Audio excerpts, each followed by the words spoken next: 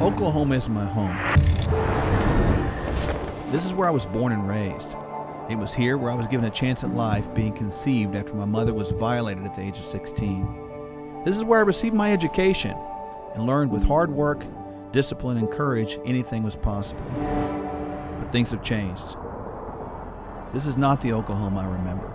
Over the last several years, I've seen fear, chaos, and division tear this nation apart through the efforts of communists and the apathy of Republicans in name only, who are either incapable or unwilling to do whatever it takes to protect our God-given rights. Election fraud, open borders, riots, unvetted Afghan refugees, and 300,000 plus acres of land sold to Chinese nationals has made Oklahoma the hub for human trafficking, the indoctrination of our children in critical race theory, sexual immorality, and abortion on demand. And finally, the unconstitutional and illegal vaccine mandate, leaving hundreds of thousands of our legal and law-abiding citizens jobless. Enough is enough, and the political theater must stop. We must have a governor who's willing to lead legislators and Oklahomans to fight back against this tyranny and aggressively address these issues head-on.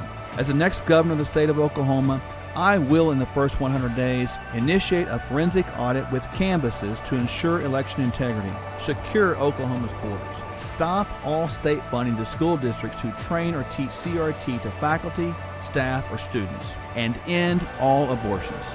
Oklahoma, let's put our faith back in God, believe that nothing is impossible, and make Oklahoma free again.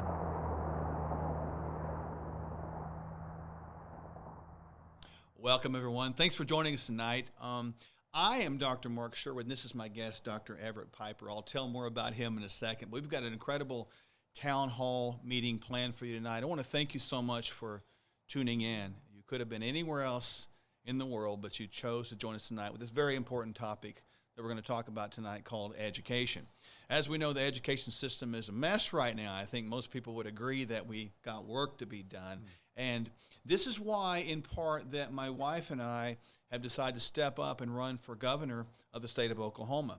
People say, well, I thought it was just you. But no, I want you to know my wife is very much with me in this. She is my soulmate, my queen, my best friend, my pal, Dr. Michelle. And those of you that know us very well know that I'm always going to honor her with every time I get in front of a microphone in front of people.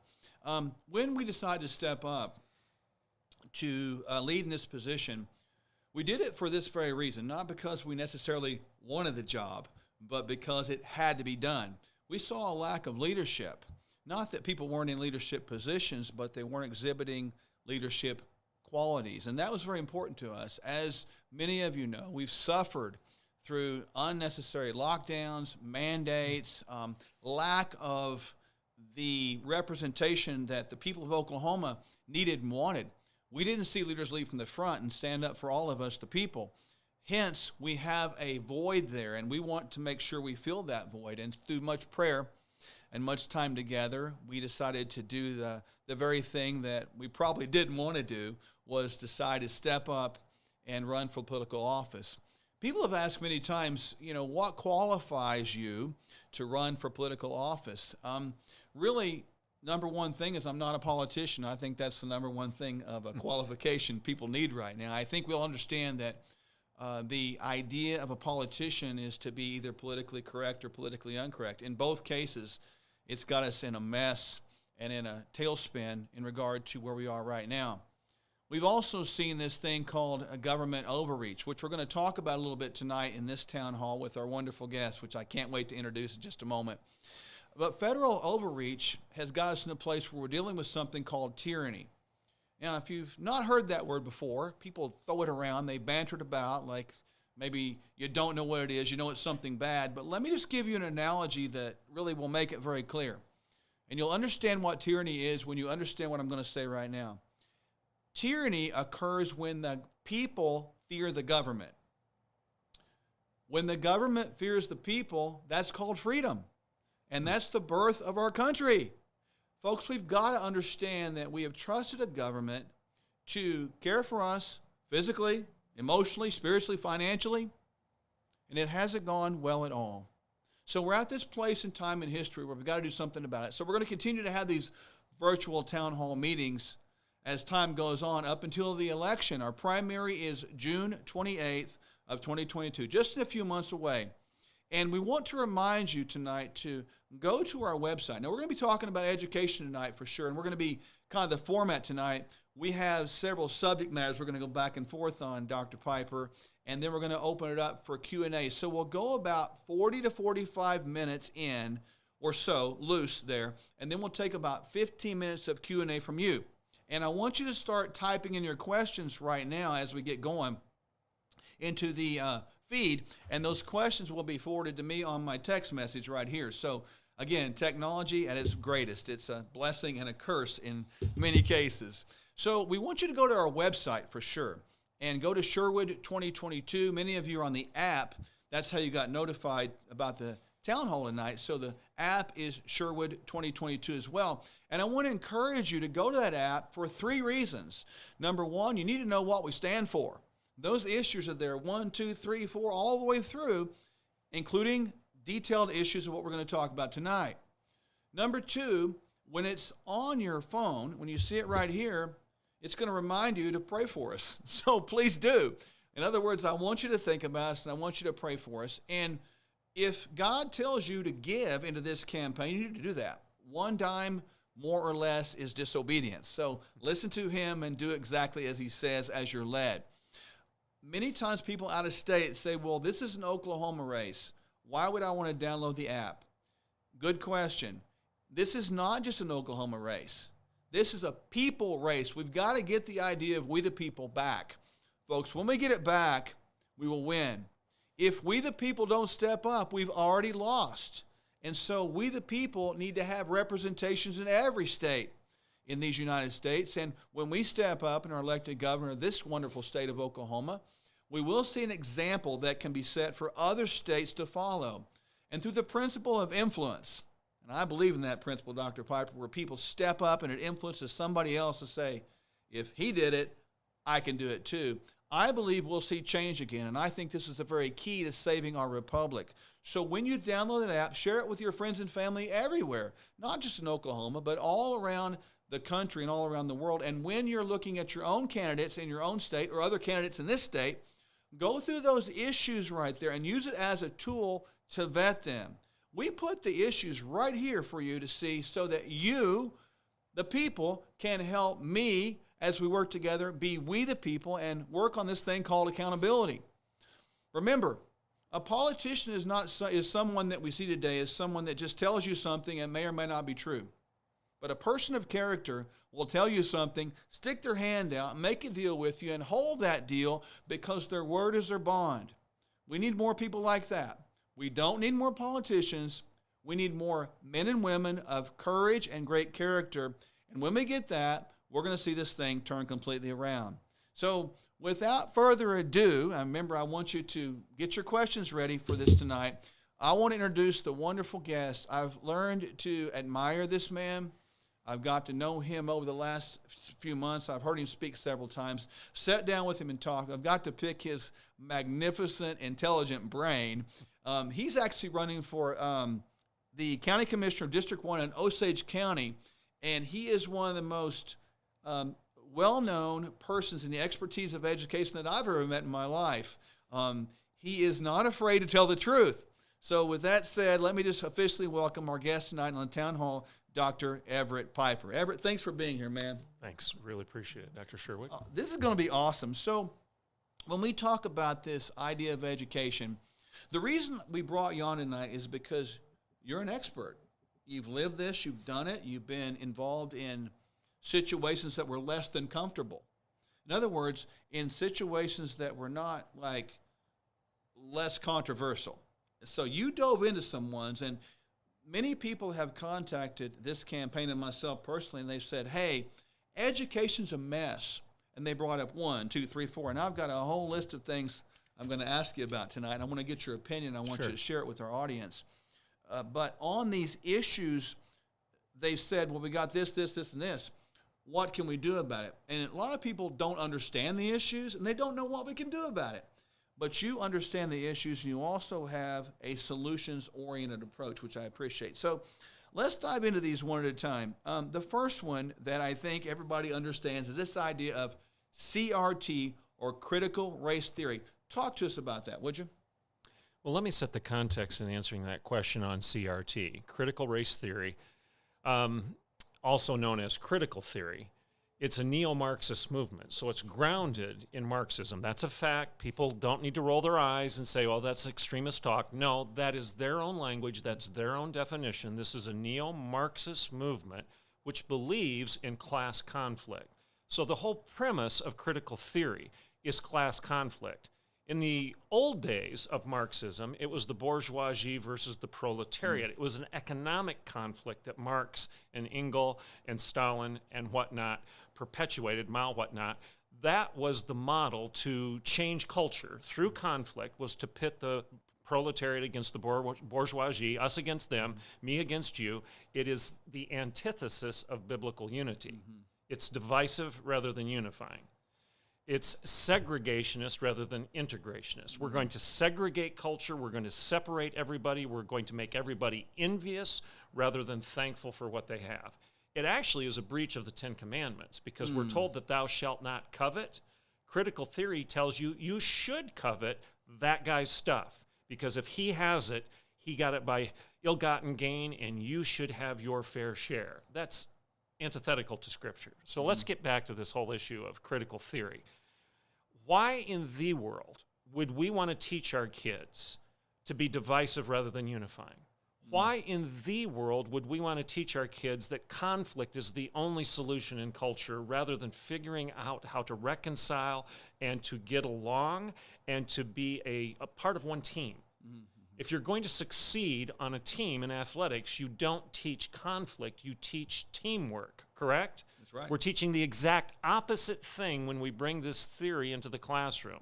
Some people will say that we're not. That's a lie, that's garbage. And you're saying it's more about the me than we, almost, right? Absolutely. That's fascinating. Absolutely. Critical theory tells me that you have more than I have, and that I deserve yours, regardless of how much I want to work for it. That we need to redistribute whatever you have so that I've got an equal share. That's critical theory. And it teaches me that you're bad somehow for having what you have. That I should envy you, that I should covet what you have, that I should resent the fact that you've achieved more than me.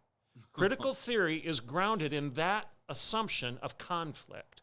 So it's not just you and me, it's us against them. It's an entire cultural conflict, and that's the way you change culture. You deconstruct a free republic, and then you build it back up as a Marxist utopia through conflict. The economic conflict didn't work because capitalism proved to be better than Marx thought it was. So it didn't work. So the Marxists regrouped, and they came up with a different conflict to achieve their goals, and that was racial. Wow.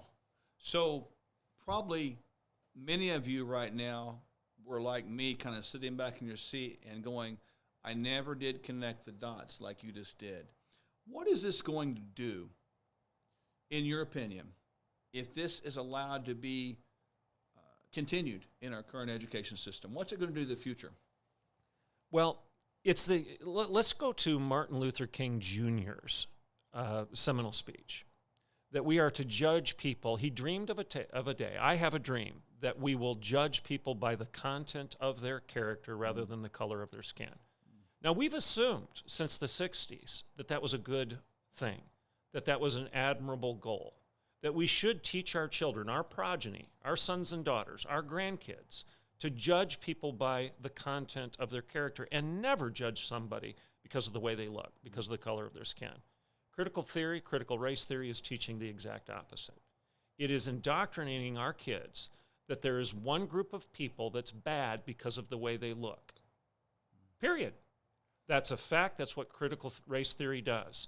That if the color of their skin is X, Y, or Z, they're bad or they're good, and if you're not of that color, then you stand against them. You're judging people by the group, you're judging people by the color, and you're ignoring the issue of character. Therefore, in our schools, we're not teaching character as a good thing. We're doubling down on the lunacy of racism. This is pure and simply racist. That is a fact. The House Bill 1775 was a good law, and don't let anybody tell you that House Bill 1775, which is law in Oklahoma right now, which says, doesn't mention critical race theory, it just says it's illegal in Oklahoma for any public school teacher or administrator to teach our students to judge other students by the color of their skin. Now, even though we have House Bill 1775, right, it's there, and it says you can't do that, but yet at the same time we're teaching that. What gives with that, Dr. Piper? They're ignoring the law. Where's the teeth in that? What should happen in that? Here's a law. They're ignoring the law. What should happen? Actually, I think Senator Standridge and others have come up with good ideas, and that is if our teachers are violating the law, parents should be given the latitude to sue the school, sue the teacher, and sue the establishment, if you will, for violating the law of the land. Now, see, this is a very important point to make right now. When you have a law that has no teeth or a rule that has no teeth, you have no law and you have no rule because there's no congruency in that. So we need to see, for example, in this case, the executive branch stepping up and saying, follow the law and getting support of this, and that would give you, the parents, the idea, again, that you have control over your child's education. And that's the way it really should be at this time. Now, moving into, I think you kind of touched on this a little bit from CRT, I want to talk about BLM. Talk about that and how it relates or doesn't relate to this. Well, we have this alphabet soup today of CRT, BLM, SJW, LGBTQIA. The list goes on and on and on of these acronyms, almost all of which are bad. Okay, so we've talked about critical race theory. We've talked enough about that. And the problem, because it's teaching things that are the opposite of MLK's dream. And that's not a good thing.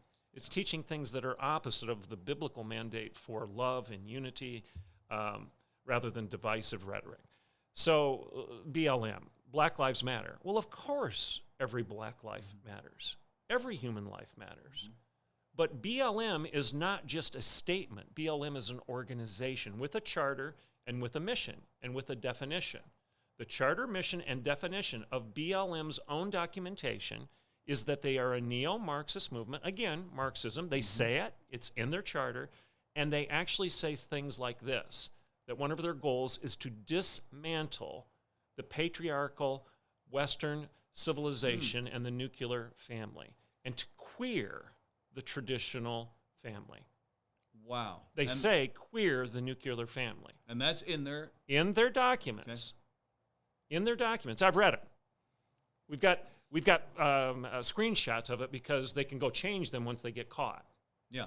All right? So BLM says that their goal is to queer the nuclear family. What does that have to do with honoring the dignity of the human being regardless of the color of their skin? It has nothing to do with it. This is another move to pit people against one another, and it also recognizes the importance of the nuclear family to a stable society. And if society is stable and healthy, then you can't change it. If you can dismantle those cornerstones that are critical to the health of a culture, of a community, like moms and dads raising their children, knowing what's being taught in the schools, and having input into those lesson plans. I mean, why is that controversial? Right. That shouldn't even be a discussion. But today it's controversial to suggest that parents have the right to know what their kids are going to be taught. You know, I find this fascinating because, folks, as we know in today's world, left is right, right is left, up is down, right is wrong, wrong is right, and it's all backwards. God's intent and really the foundation of our Constitution was that we'd have these stable families. We would have this free market system where people could live and be responsible for and have a hand in their kids' education to help form the next generation, to teach them how to be good young men and young women, how to run businesses and how to be good workers. That's what it was supposed to be. And my, oh my, have we switched. In my book, the one that I follow, and I know Dr. Piper does too, there's one race, and it's called the human race. Human race. And that's the way it is. I think that it's shocking that we've got so far away from this. Now, we were talking prior to coming on live just a few moments ago about this idea of social and emotional learning, SEL. A lot of people don't know what that is and where that is and what that means. Explain that. Well, it could be more complicated than what you want me to take the time to say on this in this interview, in this dialogue. But I would just say this. Anytime you see the word social in any curriculum, your barometer should take note of that. Because today, social is going to probably lead to society deconstructing a value and then building it up as society, the social oligarchs, the elites, the smart folks that think they know better than the parents. Social implies that somebody is going to take charge of that social goal. So anytime you see the word, I think you should be cautious. It doesn't necessarily mean it's going to be bad, but often it does. Social emotional learning is a focus on the emotions, the emotive nature of the kid rather than the rational. So they're playing with the emotions and they're suggesting that the goal of education is to make kids feel good. Now, is that a bad thing? Feel good. Well, no, but it makes me go in my own mind. I'm thinking if the emotions lead the way, emotions many times lead you down a path where you don't want to go. Right. Right? So that's kind of what I think about with that. Well, Ben Shapiro, one of his seminal quotes is, "The facts don't care about your feelings." So when it comes to mathematics, is 2 + 2 4? Well, if you don't feel good about that, are you going to change the equation? Are you going to change the sum total because someone doesn't feel good about that? We laugh because that's lunacy. But we have professors and teachers right now arguing that 2 + 2 = 4 is the product of white privilege. Really? Yes.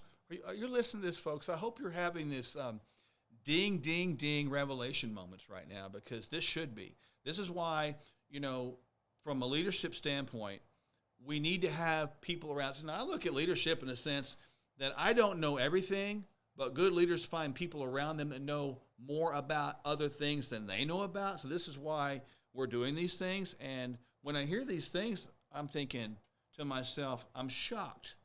I'm shocked that people even argue that kind of stuff because it seems so obvious. It's crazy.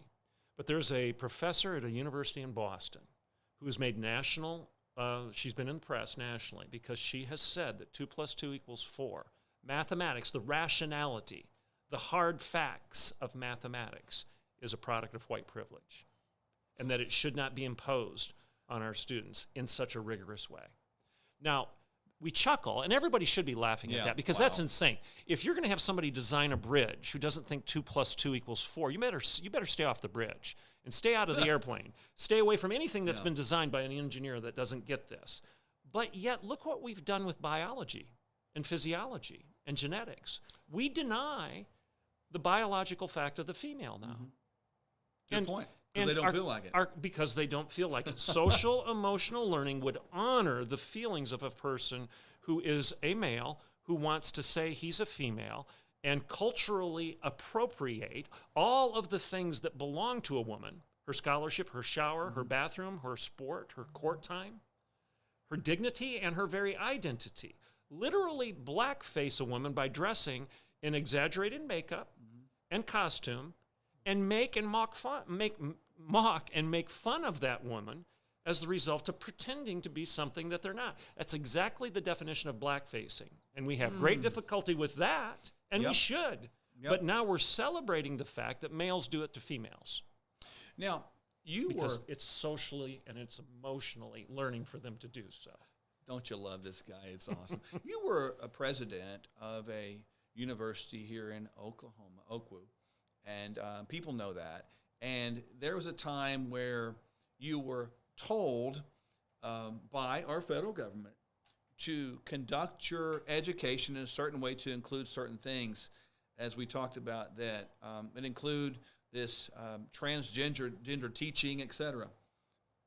What happened when you, as president, were told by the federal government that you must do that to maintain your federal funding? Well, this was, I may have the year off, so it doesn't matter, but it was in Obama's waning years of his administration. And his Department of Education decided to send a letter to every college and university president in the nation. Obviously, I was one of those. And that letter said that we were required immediately to start providing transgender accommodations on our campus. Every college and university in the nation received that letter. And I had a very simple response. No. Which was no. No. I sent him a letter back. Now, I had an attorney help me craft this, but I'll paraphrase it in my Piper parlance right now rather than legalese. Essentially, I said, no, I will not do that, Mr. Obama. And the reason I will not do that is because you want us to comply with Title IX, don't you?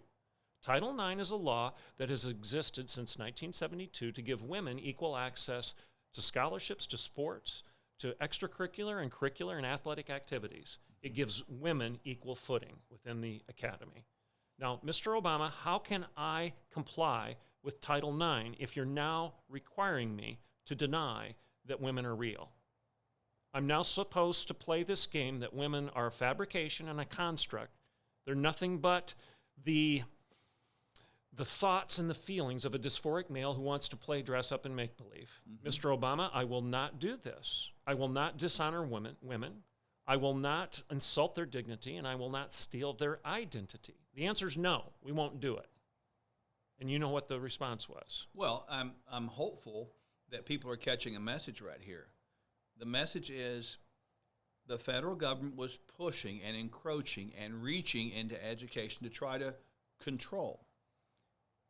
When a person doesn't need to be controlled by the federal government, when there's ungodly, unconstitutional things that come down, there can only be one answer, the answer that Dr. Piper just gave.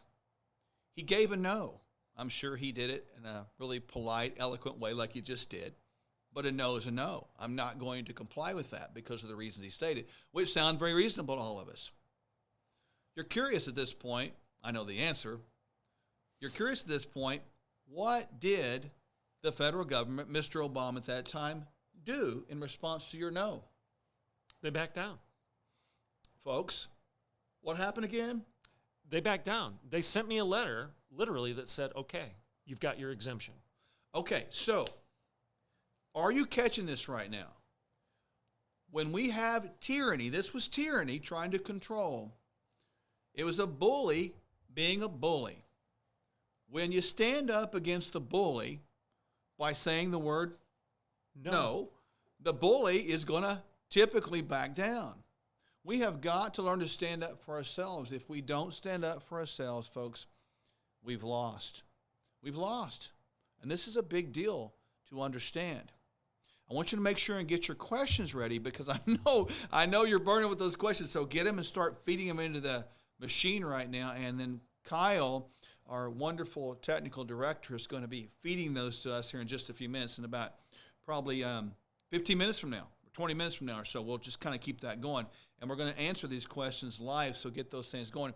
As a reminder, too, download our app, Sherwood 2022, so you can share this content, which we're going to repurpose and re-air on that, which is going to be good. So let me take in a different direction. I was at a meeting recently. It was a GOP meeting, and I was speaking at this place in it was Edmond, Oklahoma, actually. Mm-hmm. I think it was Edmond or Guthrie, one of the two. I get my destinations confused right now. Okay. But I was there, and a lady stood up. She's been involved in education for a while. She talked about some books that were being required reading for students. These books were vulgar, pornographic, rude, and other words I can think of. My question was, why is that happening? When we were talking just a few moments ago, prior to coming live, you were mentioning that you've had some personal experience with these books. Talk about that. Well, as you know, I do a good share of a good deal of writing now. I write for the Washington Times. I write a weekly column, so I'm always involved in the public debate. And in social media, people will engage with an article that I've written or a speech that I've given or something like this. So in social media, a debate will take place. And often I do engage, and the reason I do that is I know that there are thousands of people watching that debate, and I want them to feel empowered, that there's a way to receive this question and to answer it with rationality and with logic and clarity. So I was having one of these discussions just last week, and it was over education because I had criticized the educational model, and I think I have the right to do so. My entire career was in the academy. The ivory tower changed my life. I'm pro-education, but good education results in good culture, good kids, good community, and good country. Bad education will result in the opposite. Garbage in, garbage out. Yes. And there's no surprise, in my mind, being an educator, why we are where we are as a culture right now. We started it in our schools.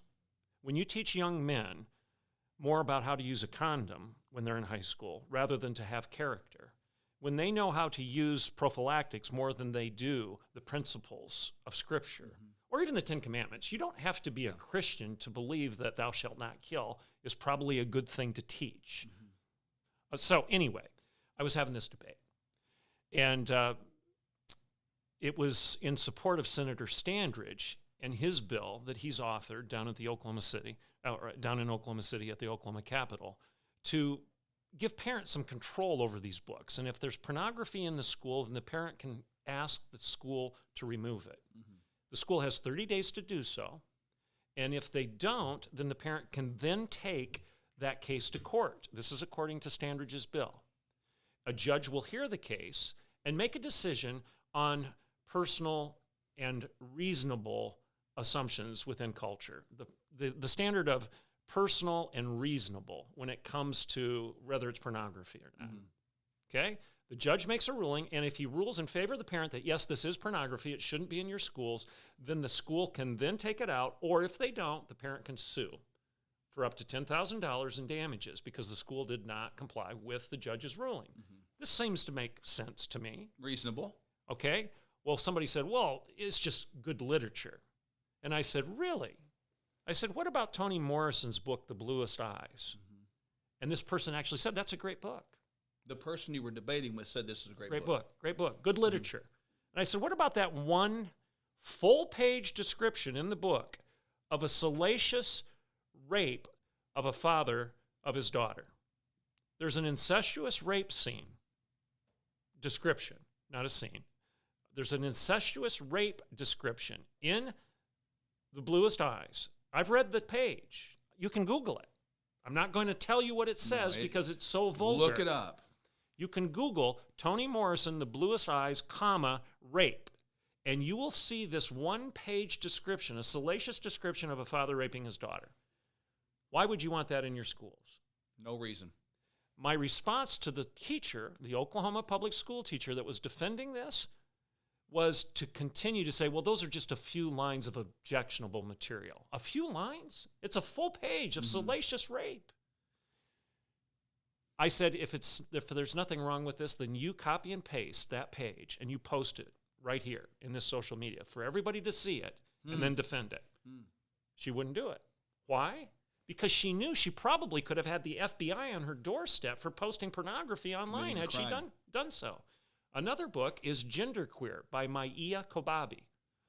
That book, Genderqueer, actually has pictures of adult males engaging in oral sex with minor boys. Wow. Now, drawings, not photographs, but pictures. This is books.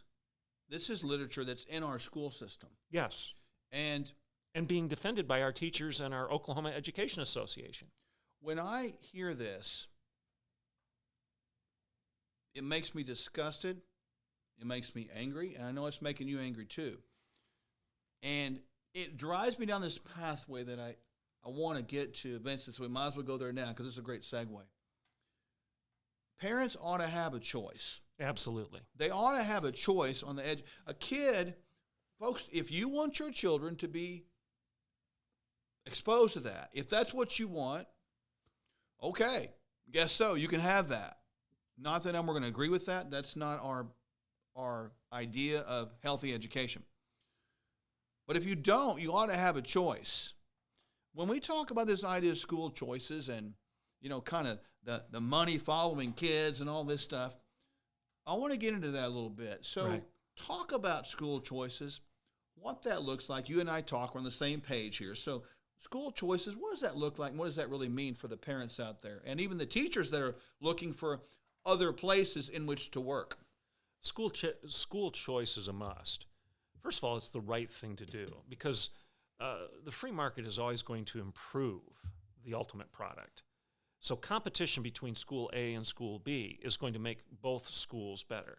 Because if one starts succeeding in a way that the other doesn't, The other is going to have to up his game, otherwise they're going to go out of business. Yeah. And this just is common sense. So there's no good reason not to have competition in school choice.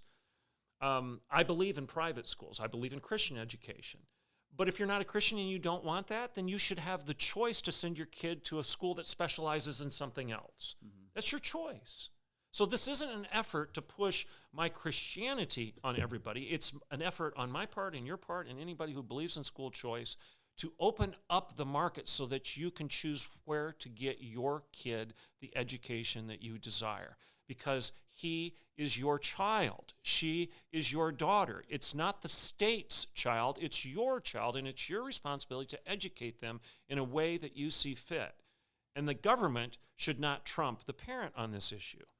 And Lord help us if we ever disagree with what I just said.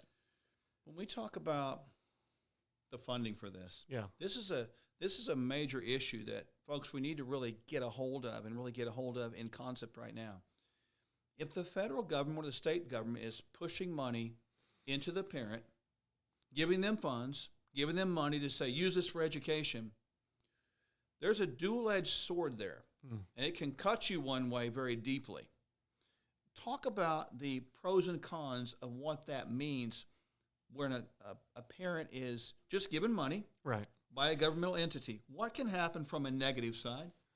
Well, I think we need to always remember as conservatives, as constitutionalists, as people who believe it's our money, our kids, our schools, it's our responsibility to always tell the government, that's not yours. That cash is not yours. That's mine.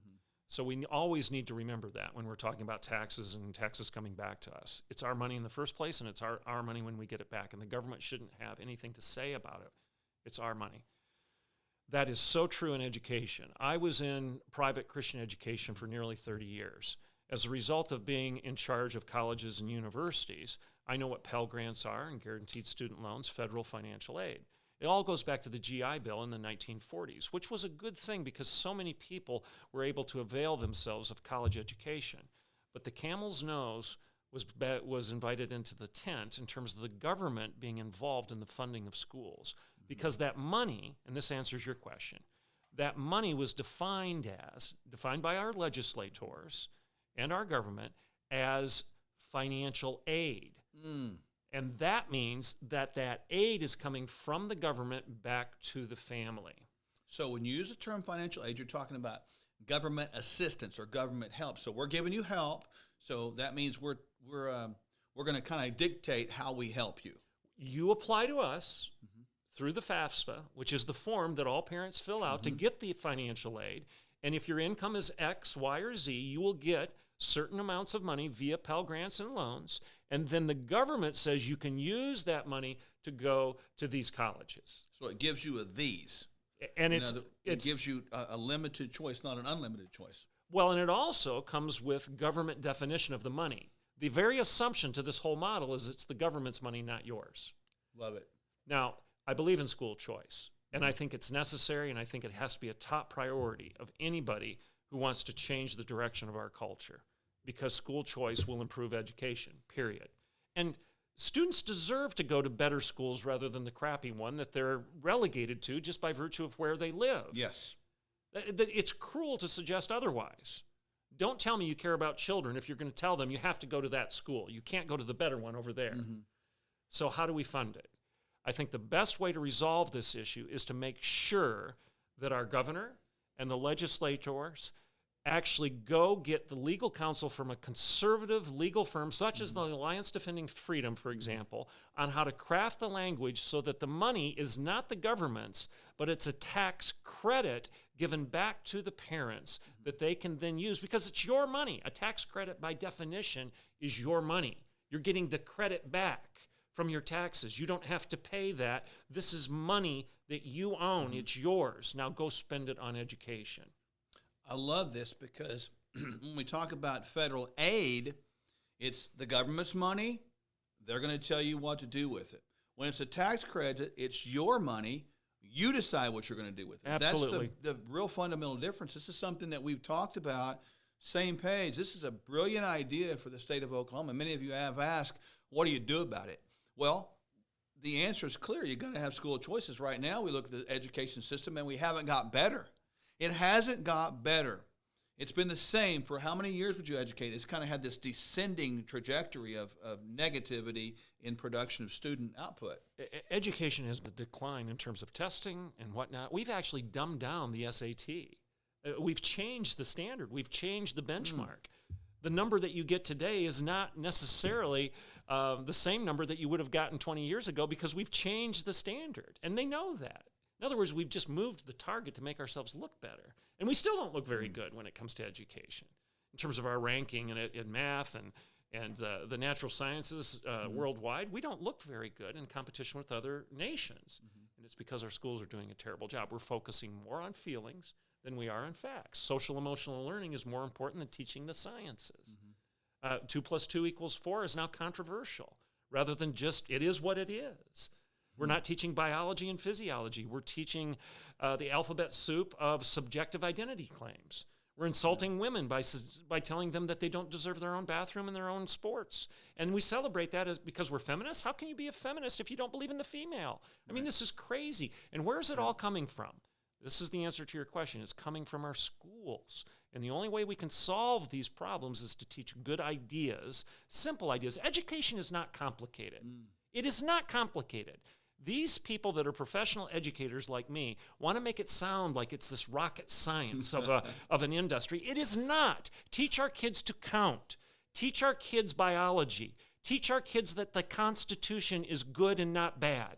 Teach our kids that capitalism and free enterprise has actually proven to give people more liberty than any other social or economic model in the history of humanity. Teach those things. And if you want to bring somebody in that disagrees with that stuff, I'm for that. Yeah. But it's the teacher's responsibility to draw closure in that debate. And if you've got a Marxist debating with a capitalist, fine, you can teach your kids what Marxism is by exposing them to that idea, but don't leave them hanging as a 14-year-old to draw the conclusion in and of themselves as to which one is good and which one is bad. You're the teacher, so teach them the goodness of the American way and the goodness of our American culture and our Constitution. That is the solution to what we're dealing with right now. That'll preach, man, on any pulpit, anywhere. Now you understand about this, folks, that when elected, I will surround myself with people like this, already have, because these are trusted advisors that will help us make good decisions for we, the people. This is important to have relationships like this and dialogue with people such as yourself, Dr. Piper, who have been so giving and so self-sacrificial for so many years in the education system, to step up and tackle problems head on like this that are so challenging that other people run. I think we all agree that we don't need people in advisory roles or leadership roles any longer that are afraid to tackle the issues that need to be tackled. Our education system is flawed. It's flawed to the core. And we're either going to have to break it all down and do it again, or build this alternate universe over here with school choice, where we can create the education and it's going to make it better. Competition is something that I know very well as an old athlete. And I know that competition will spur you to do things and create things and be things that you never thought you could be. This is an opportunity right now, isn't it? Really a great opportunity, because we've laid out what is wrong. From that angle, what do you see as opportunities ahead for the state of Oklahoma, for example, in this area of education? Well, as you ask that question, I think of Rahm Emanuel. You're probably surprised that I'm bringing him up. I am, this. yes. If the folks don't remember, Rahm Emanuel was the chief of staff of Barack Obama. And there wasn't much that I agreed with that Obama did or Rahm Emanuel did or said. But he said one thing that was brilliant when they first took office. Never let a crisis go to waste. Never let a good crisis go to waste. Education is in crisis, and we should not waste that. We have the solution. We have the solution to go back to the basics, to get rid of the frills and the feelings. And I'm not saying you treat your kids cruelly, but what I am saying is that there's some value in the age-old axioms of no pain, no gain. All right? that I'm not going to coddle you, I'm going to confront you, that I'm more interested in your character than I am your comfort, that cancel culture is really kind of silly, and the snowflake rebellion where you just don't like an idea, therefore you're going to declare it a triggering idea and you're going to silence anybody like you or me that comes into the classroom and challenges them with something that might actually result in their growth. Mm-hmm. I mean, these are common sense ideas that would build an educational model that is actually not complicated, but one that will work. Yeah. And go back to the basics, like I said earlier. Teach mathematics, 2 + 2 is 4. Teach biology, men and women are real.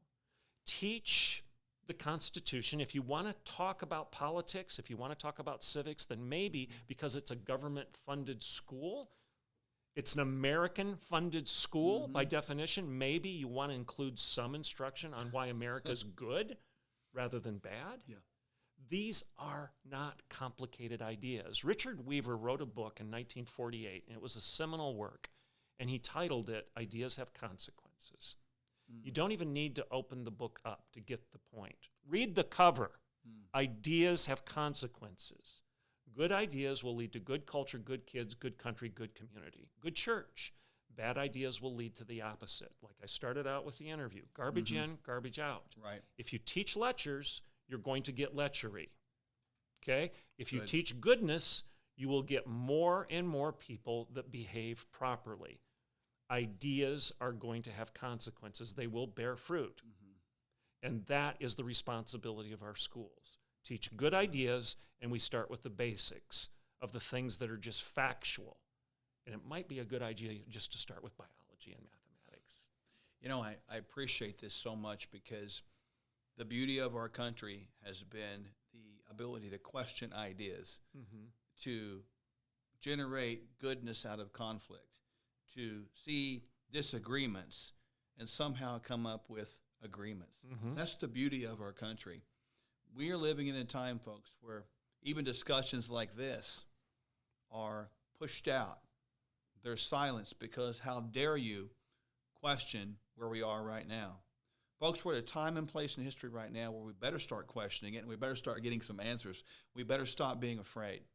Now, with that said, we've covered a lot of ground, but we're not done. We've got some questions and answers here that are coming our way.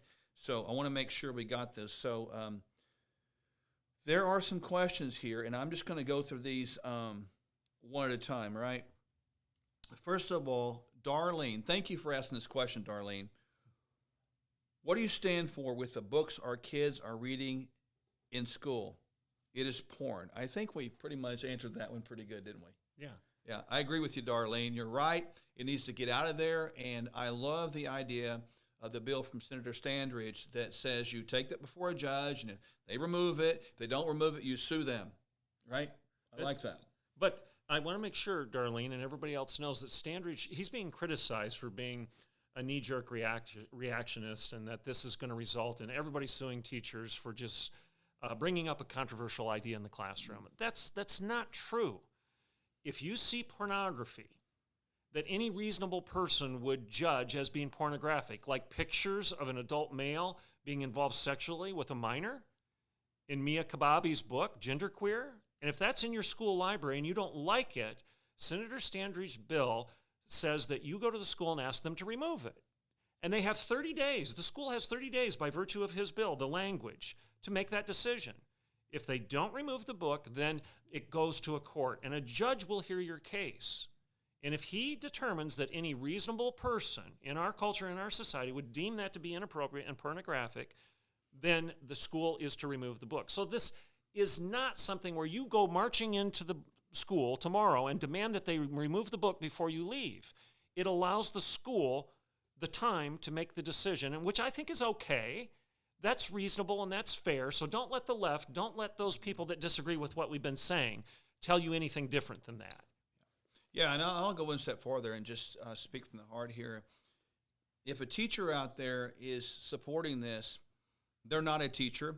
They shouldn't be a teacher. They need to find a different career, maybe one in pornography, because this is not okay. This is the next generation we're teaching, and we must not lower the bar of excellence. I think that I'll just be straight with that. That's pathetic. Douglas asked a question. What will you do to ensure that the voices of rural Oklahomans will be heard and be influenced in Oklahoma City? Right now, what happens outside of OKC and Tulsa mean nothing to the governor and legislature. I'll make one comment on that, and I want to get your thoughts on rural education. From my perspective, all people are the same. I don't care if you live in Medford, Oklahoma, or you live in Boise City, Oklahoma, or you live in Norman, Oklahoma. I value you, I care about you, and I am not going to be bought and paid for and influenced by somebody just because they have a bigger checkbook or bigger name. Or maybe they work in a factory or a scientific lab versus a farm.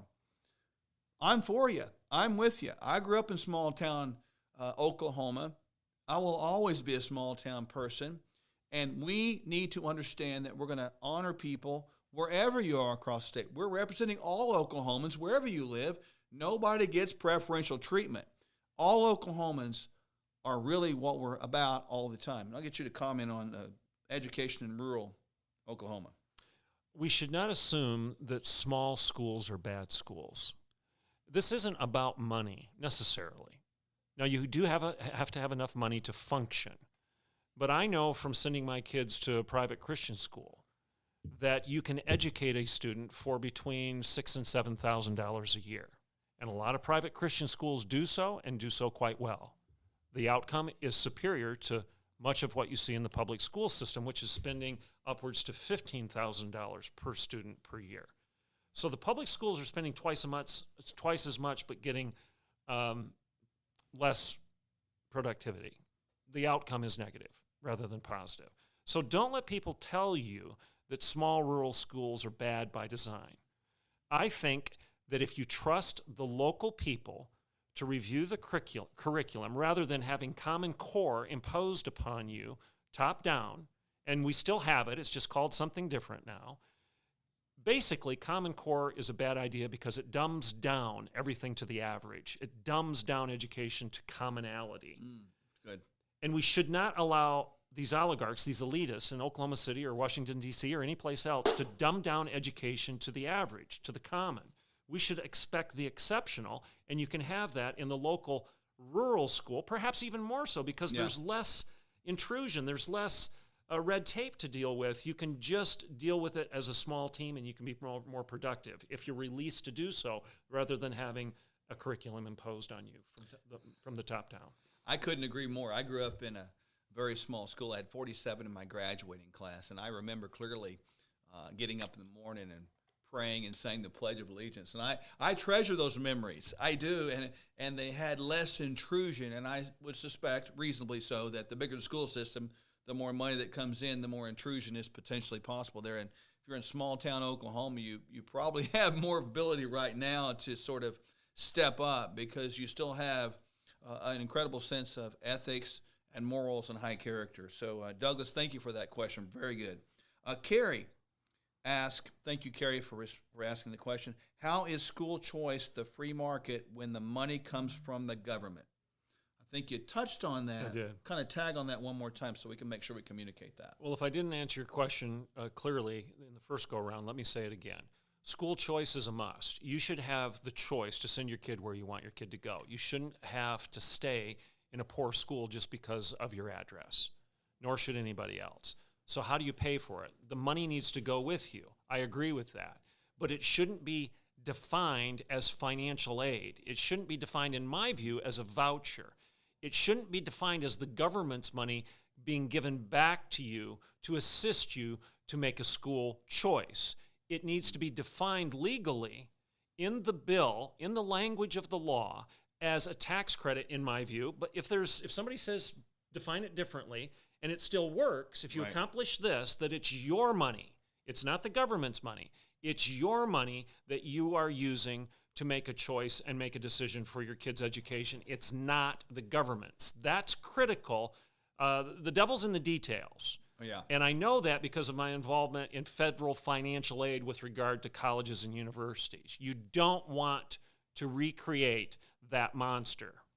Does that make sense? Very good. And hopefully that made real clear sense because I think even as you ask a question, money comes from the government. That's almost a trap there in a sense. If we don't even take the government having any ownership in it, and we can pull that out of the way, that's where we got to get to, and that's where that money's got to be. It's got to be yours, no strings at all. Kyle asked, and you were a president of Oklahoma Wesleyan University.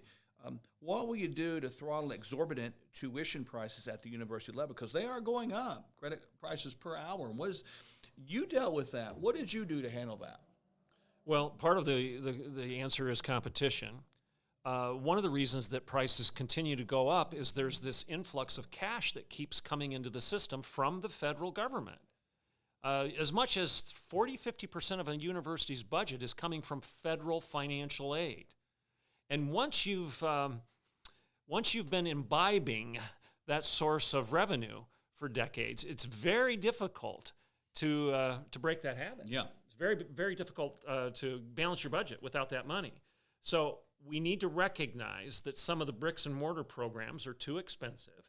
You need to also be creative in your delivery systems, whether they be online or non-bricks and mortar, non-on-ground systems that actually produce more revenue for the institution. I believe a lot of the bells and whistles that we pay huge amounts of money for that really don't do much for education. Mm-hmm. Now, I know you're an athlete, but a lot of the money we're throwing at this stuff, and I'm not anti-athletics, but we need to evaluate where we're throwing our money, where we're spending our money. Yeah. Is it educating the kid? Is he getting better scores? Does he know that 2 + 2 is 4? Does he understand biology? Or does he have a grand and glorious Taj Mahal of a fitness center that really didn't do much to enhance your community's education? No, I am totally on board with the description right there, because I've seen university education when I was in college. It has gone up immensely, and it seems to be driven by the athletic performance of the athletic department. I agree with that totally. And that's a shame, because the education system should be completely about preparing people to be better and better performing adults. That's the way it should be, and that's the way I look at it. So with schools, and I think we talk about competition, when we talk about this from the state level and the pushing back, as you did, against federal overreach and federal involvement that has no involvement, as we push back against the state, against the federal government, we need to be prepared. We need to have the courage to step up. If the federal government says, we're going to pull your money away, great. We'll keep our money too. We won't pay you. I think that's where we have to go. We have to have no fear in this, because if we have fear, we're going to show cowardice to the bully. And this is a big deal right now, a big time, and I think it's opportunistic time for everybody right now. Our education is the foundation of the future. I've said this to Dr. Piper, and I've said it to every teacher that I've ever been in contact with. Thank you. Thank you, thank you, thank you. Without teachers, I wouldn't be where I am. I remember the teacher really got after me one time. She talked to me with the Board of Education one time. And some of you know what I'm talking about. But that was a one lesson that I never forgot to this day. And it taught me a lot. It taught me the principles of being disobedient and rebellious and not following and honoring my teacher's direction. Next question. This is from Carrie. Let's see if I can get this. This is a screenshot. If you give school choice, what about bus transportation? Districts would be required to drive all over town picking kids up. We already have a bus driver shortage. Comment on that. Good question.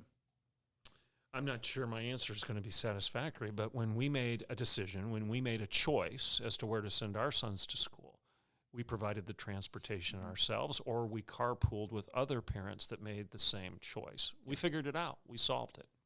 Yeah, I like the answer, because we all know the education system's broken. We all know that school choice is the answer, to create competition in that, to make it better. Good. Now, looking at this ahead of time, there is no right answer other than what you said. That's what you do. You kind of pull your resources together and solve the problem ahead. There may be an answer out there in the future that we don't know of.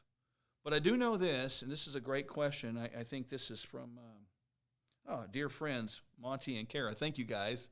Glad you guys are watching. Failure to take the first step in the right direction prevents you from discovering the second step. I want us to catch that.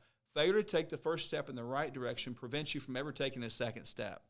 The right direction is bringing school choices, Maybe the second step is carpooling. Maybe it's coming up with some unique transportation system. Maybe there's an entrepreneur out there that has the answer somewhere. Maybe. But we need to have the open box to do that, right? And think about the good old-fashioned American dream. It's figuring out solutions to problems. Pretty cool opportunity here, I see. Kelly asked this question. How about a tax cut or reimbursement for those who homeschool? Can we do that? I think the most of our property taxes go to public schools. You said that each student is budgeted at $15,000. I'm sure that would help some of our homeschooling families. I think you kind of roundabout addressed that, but talk about that one more time. Well, let me clarify. When I said $15,000, I don't want somebody calling in and saying you're off by $1,000 or $2,000. Okay, that's an estimate on my part. I don't think I'm that far off because most states, and I think the last discussion I was involved in terms of state education and state cost here in Oklahoma was around 12. So I upped the ante a little bit because that was a couple years ago. So the point is, you're spending a lot more money for public schools than you are on some of these private Christian schools that do a very good job, or private schools that may not be Christian that are doing a very good job. So the question was... Yep, the question was, how about a tax cut or reimbursement for homeschooling? For homeschool. I don't think that's a bad idea personally, because education is education. And if you're going to spend the money to send it to your kid down the street to the public school, or down the street to the private school, or if you're going to invest in educating the kid yourself, which I want to applaud you for doing that. Yes. And homeschooling is becoming more and more popular because we know that it works. And it works, and you have the parents controlling what's going on with the kids. Absolutely. And COVID was the best thing to happen in terms of parents waking up and realizing what their kids were being taught because they're walking by the computer screen and they're seeing this stuff on the kids. They're saying, what in the world is that? Yep. Well, it's my assignment. And that's why we're having a lot of these discussions right now is parental involvement. So I applaud you for parental involvement in homeschooling, and I think it should be part of the discussion in terms of tax credits back to the parent in terms of the educational choice that they make. I don't think homeschooling should be left out of the discussion. I agree. Homeschooling is a school choice. Yeah. Any way you look at it. And there's some wonderful homeschool programs out there. I'm learning more and more about them. I've actually been invited to this homeschool extravaganza from one of the homeschool leaders up in Washington State, believe it or not, of all places. But I'm going to go up there and check it out and learn what I can learn and bring some back here to Oklahoma to give people more opportunities. Mm-hmm. And I think there's opportunities abound right now. And I agree with you, Dr. Piper, that this COVID situation we've all been through, though tragic it has been and though deadly as it's been and though fearful as it's been, represents a great opportunity for us. It's forced us to look at things as they are as opposed to just let them stay as they were. It's an opportunity right now for us to do things differently. Without COVID, I probably wouldn't be sitting here, and you probably wouldn't be sitting here, and we wouldn't be having this discussion today. And I think good questions. I think that concludes the questions. And just to thank you once again for being here tonight. This is why we have these town halls. We bring in experts and to talk about issues. And as stated before, I don't know it all. It is arrogant for me to say I do. But leadership tells me that I need to have people around me as trusted advisors, confidants, and friends that are experts in certain areas, and that's how we lead. It's leading by community. It's leading by us, the people.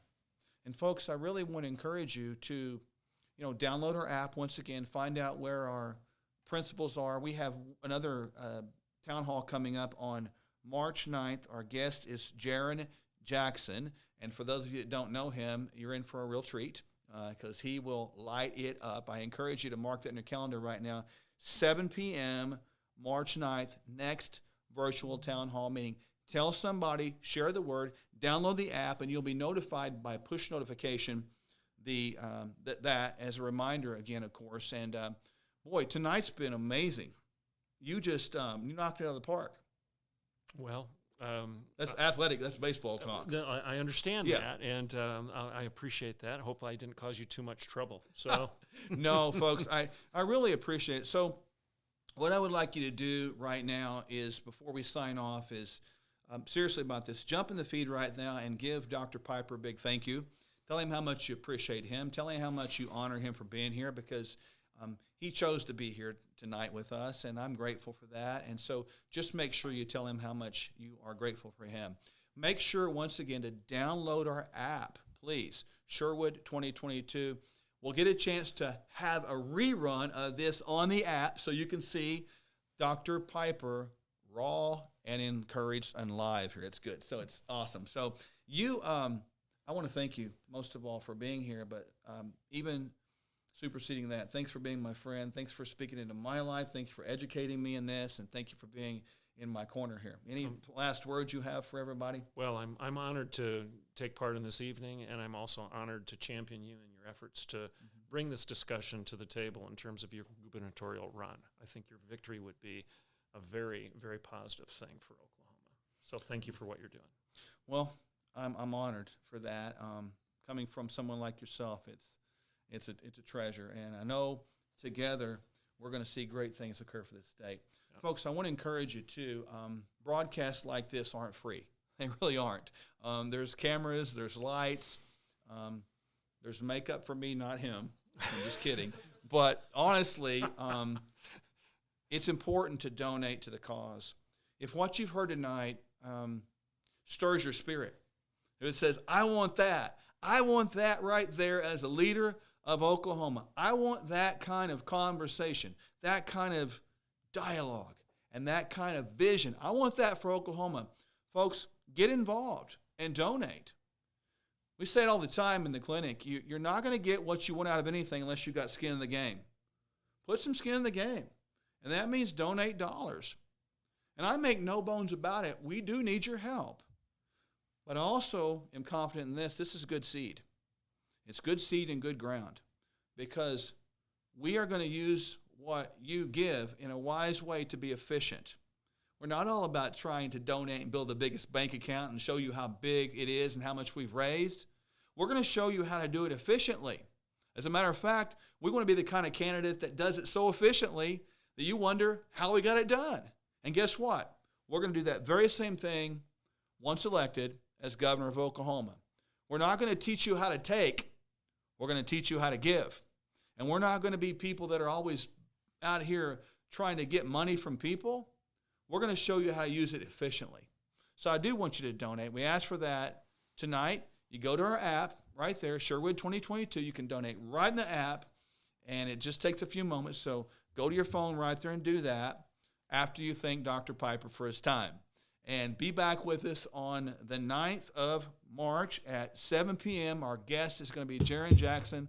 One more time, I want to see you clapping out there for our guest, Dr. Piper. Thanks for being here tonight, man. Thank you. Appreciate you very much. Appreciate it.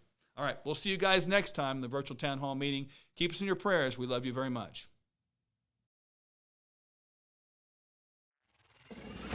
We have up is down, left is right, bad is good, confusion.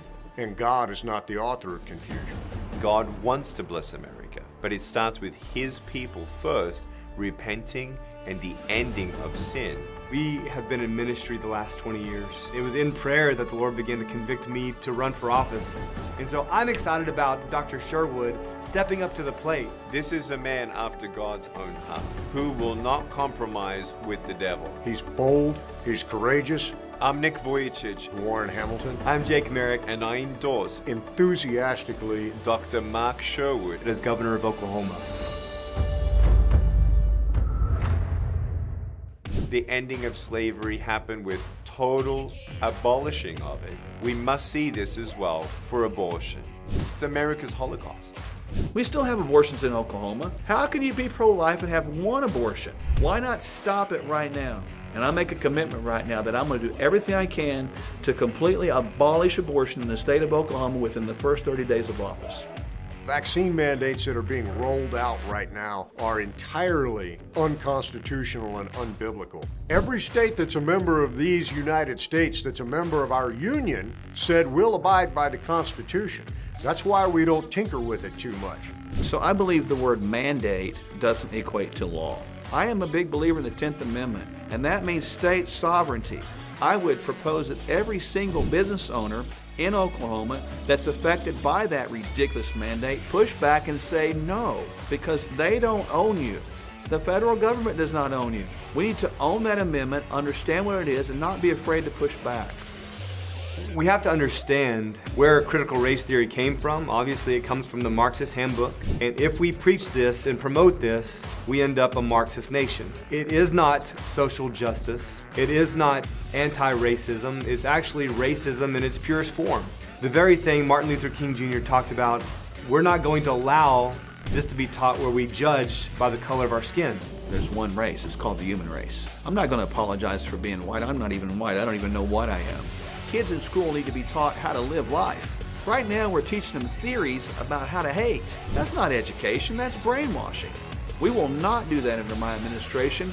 We will fine every school that does that, and if they don't like it, they can take their education and find another state that will accept that nonsense.